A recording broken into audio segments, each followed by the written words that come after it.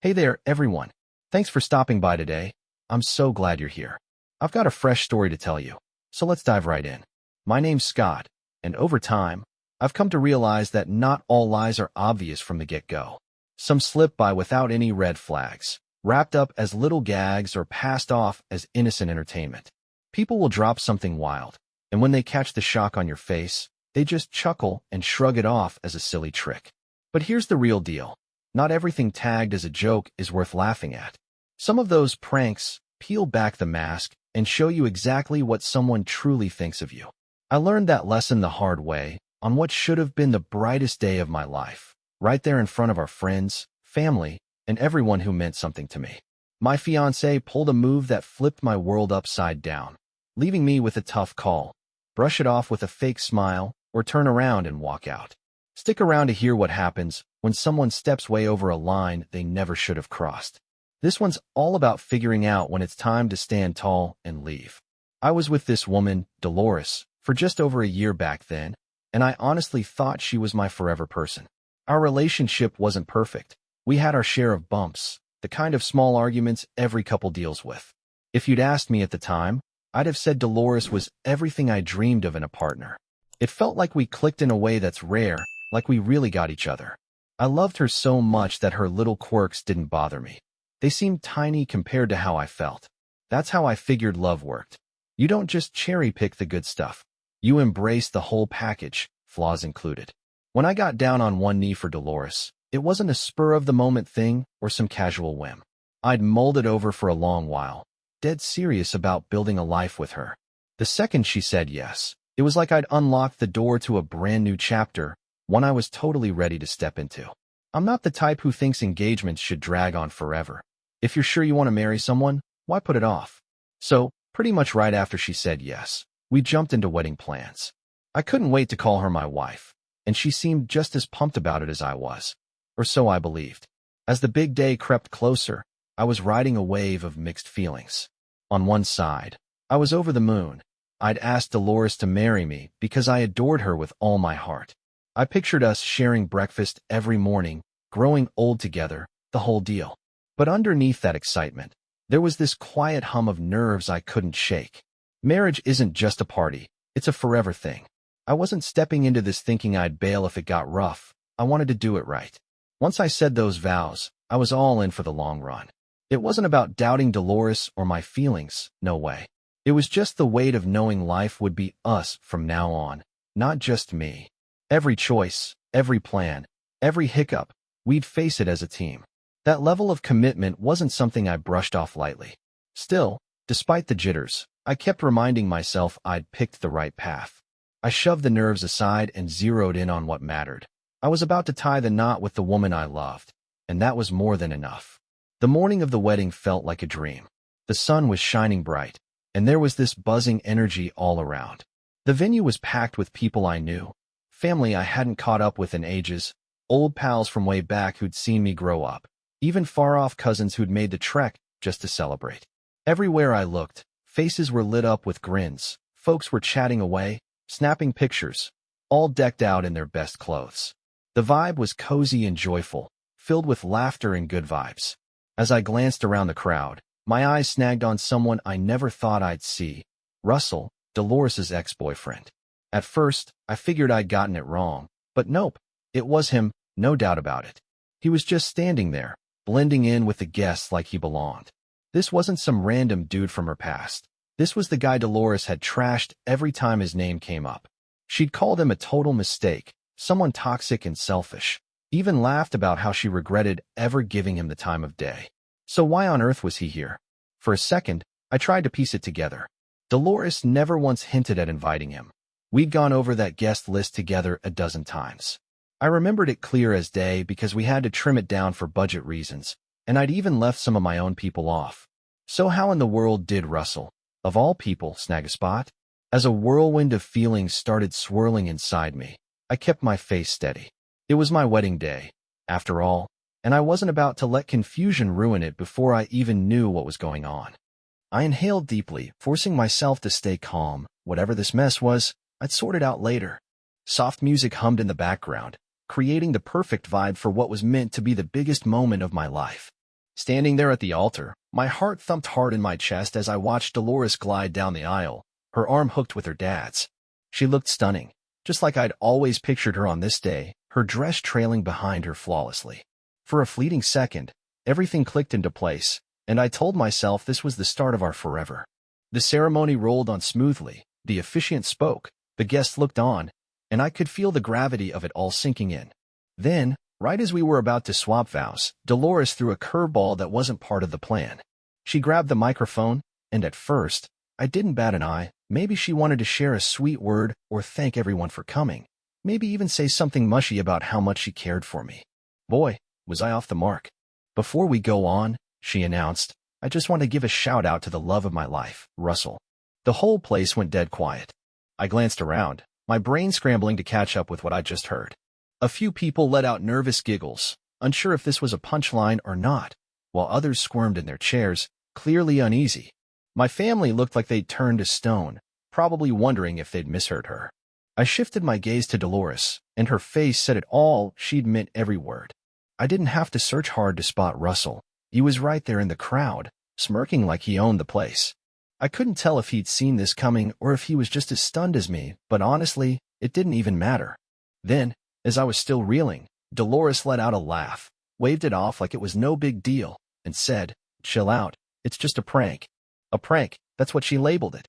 I locked eyes with her, my head spinning with a rush of questions. How do I tie my life to someone who thinks this is a laugh? Does she even get how crushing this feels? I was seconds away from pledging everything to her, and she turned it into a gag. Scanning the room, I saw some guests fidgeting awkwardly while others seemed amused, like they were watching a live episode of some cheesy show. Dolores, though, kept grinning, waiting for me to play along and act like it was nothing. I sucked in a deep breath, looked her square in the face, and said, Well, if we're doing pranks, here's mine. I'm walking out of this wedding. For a split second, the room held its breath. The scattered chuckles from before evaporated instantly. I watched Dolores's expression morph in slow motion. Her smile vanished, replaced by something else entirely. A few hushed whispers broke out, some folks turning to each other, probably double-checking if they'd heard me right. The officiant, just a couple feet away, stood there like a statue, waiting for a cue that wasn't coming. But I was done. I didn't give Dolores a chance to reply. I spun around and headed for the exit, not once glancing back. Behind me, chaos kicked up fast. I could hear the buzz of voices as people tried to wrap their heads around it. Snippets floated my way as I kept moving. Did he really just walk out? Someone mumbled. She had it coming. Another voice piped up. But not everyone was on my side. This is nuts, I heard, likely from one of her relatives. He's overreacting, came next. Then I caught the sharp click of Dolores's heels on the floor as she bolted after me. Scott, wait, please, she called, her voice trembling with a mix of fear and urgency. I didn't slow down. I was too mad, too humiliated to stop. It was a joke. Please don't do this, she begged, her words tumbling out fast. A joke? Sure, maybe if it had just been us, alone somewhere, and she'd backtracked the instant she saw my face, maybe then I could have swallowed it differently. But she'd pulled this in front of everyone, our families, our friends, on the day that was supposed to mean everything, and she thought I'd just shrug it off? I wasn't in the mood to laugh. She caught up just as I neared the door, grabbing my arm. Please, Scott, hear me out, she pleaded, her eyes already brimming with tears, red and shiny. I didn't mean it like that. But I wasn't ready for excuses, not then, not after that. I brushed her hand away and kept walking.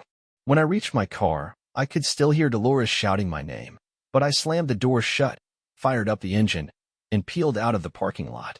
That was it. I was done, and there was no turning back from this mess. As I headed toward my apartment, my phone wouldn't quit buzzing. Call after call came through. Dolores, her mom, her sister, even a couple of buddies we both knew. It vibrated so much I thought it might bounce right off the seat. Then the texts started rolling in. At first, they were predictable. Scott, please answer. It was just a joke. Baby, you know I love you, right? But as the hours ticked by, her tone shifted. She went from saying sorry to getting snippy. I can't believe you humiliated me like that. How could you just walk out? Then, like a switch flipped, she was back to begging. I swear I didn't mean it that way. Please talk to me. I didn't reply to a single one, not a word. Her family jumped in not long after. Her mom left me a voicemail, her voice dripping with that fake, syrupy worry. Scott, sweetie, I know you're upset, but this is all a big misunderstanding. Dolores loves you. Give me a call back.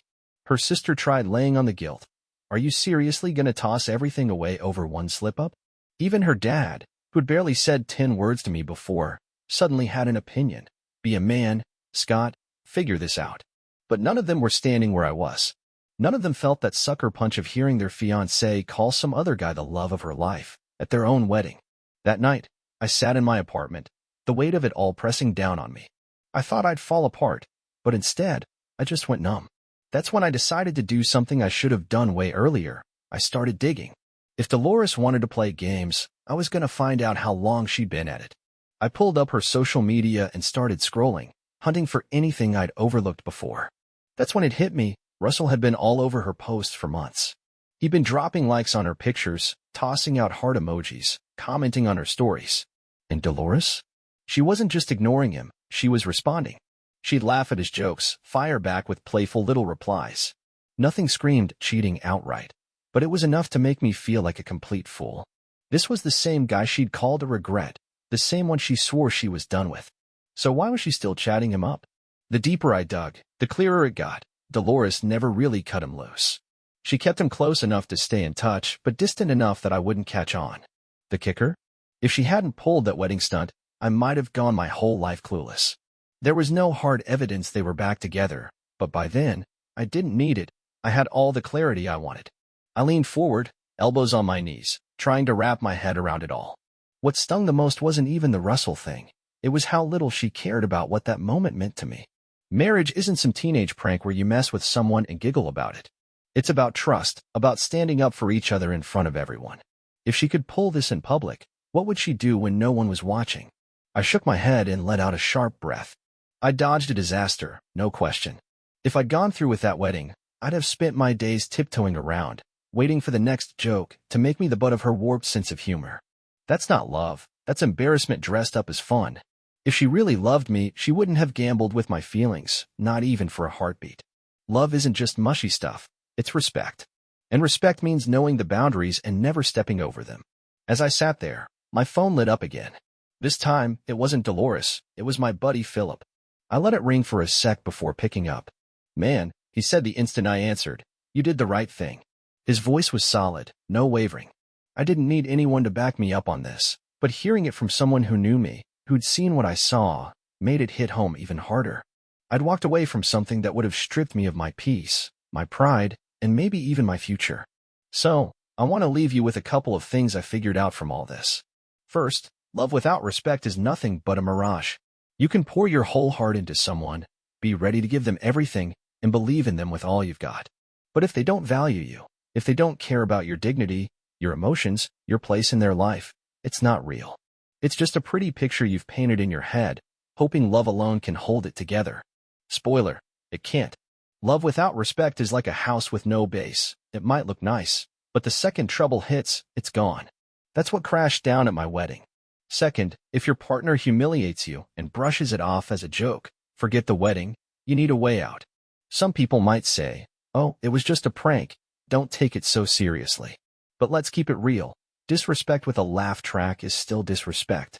If someone truly cares about you, they won't put you in a spot where you're left questioning their love. They won't toy with your commitment, your future, or your worth. A wedding's not a comedy sketch, and marriage isn't a test to see how much you'll put up with before you break.